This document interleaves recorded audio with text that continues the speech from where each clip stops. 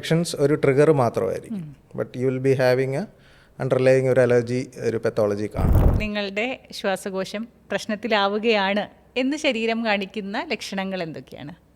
Common ആയിട്ടുള്ള നമ്മുടെ ലങ്സിൻ്റെ symptoms എന്ന് പറയുമ്പോൾ പ്രധാനമായിട്ടും ഞാൻ നേരത്തെ സൂചിപ്പിച്ച പോലെ ചെറിയ ആക്ടിവിറ്റീസിൽ, അതായത് കുറച്ച് കയറ്റം കയറുമ്പോൾ തന്നെ ഭയങ്കരമായിട്ട് കിതപ്പ് ഫീൽ ചെയ്യാം.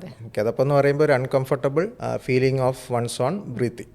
അതായത് നമ്മൾ ശ്വാസം എടുക്കുന്നതിന് നമുക്കൊരു അൺകംഫർട്ടബിളായിട്ട് ചേരും. എല്ലാവരുടെയും ഇച്ചിരി എക്സേർട്ട് ചെയ്യുമ്പം ബ്രീത്തിങ് പാറ്റേൺ കൂടും, I mean rate of respiration കൂടും. പക്ഷേ അതെല്ലാം ഡിസീസ് അല്ല.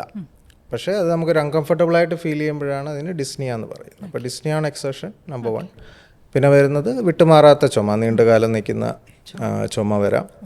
അതുപോലെ വീസിങ്, അതായത് നമുക്ക് ശ്വാസം എടുക്കുമ്പോൾ അല്ലെങ്കിൽ ശ്വാസം പുറത്തേക്ക് വിടുമ്പോൾ എസ്പെഷ്യലി ഒരു വിസിലിംഗ് സൗണ്ട് അല്ലെങ്കിൽ ഒരു മ്യൂസിക്കൽ സൗണ്ട് വരുന്ന വീസിങ് എന്ന് പറഞ്ഞ ഇഷ്യൂ. ചെസ്റ്റ് ഇൻഫെക്ഷൻസ്, നമ്മൾ പൊതുവേ ഇടയ്ക്കിടയ്ക്ക് കോൾഡ് അല്ലെങ്കിൽ ചെസ്റ്റ് ഇൻഫെക്ഷൻസ് വരുമെന്ന് പറയാം. അപ്പോൾ ദാറ്റ് കുഡ് ബി അലർജി. പൊതുവെ എല്ലാവരും പറയുന്ന ഒരു വൈറൽ ഇൻഫെക്ഷൻ ആയിരിക്കും, ഇടയ്ക്കിടയ്ക്ക് വൈറൽ ഇൻഫെക്ഷൻ വന്നു പോകുമെന്ന് പറയും.